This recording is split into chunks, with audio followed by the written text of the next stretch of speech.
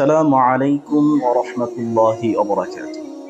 প্রিয় নবীজি সাল্লাল্লাহু আলাইহি ওয়া আলিহি ওয়াসাল্লাম বলেছেন, ইন্নাল্লাহা লা ইয়াকবিদুল ইলমা ইনতিসাআন ইয়ানতাজিউহু মিনাল ইবাদ।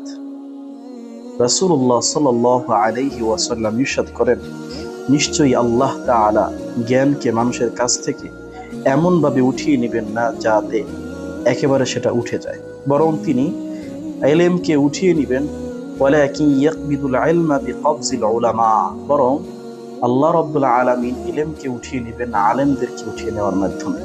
হাত্তা ইযা লাম ইয়াবকা আলিমান, অতঃপর যখন দুনিয়ার জমিনে আর কোনো আলেম অবশিষ্ট থাকবে না, ইত্তাখাযান নাসু রুউসান জুহালা, তখন মানুষ তাদের নেতা হিসাবে জাহেলদেরকে, অজ্ঞদেরকে, মূর্খদেরকে নির্ণয় করবে।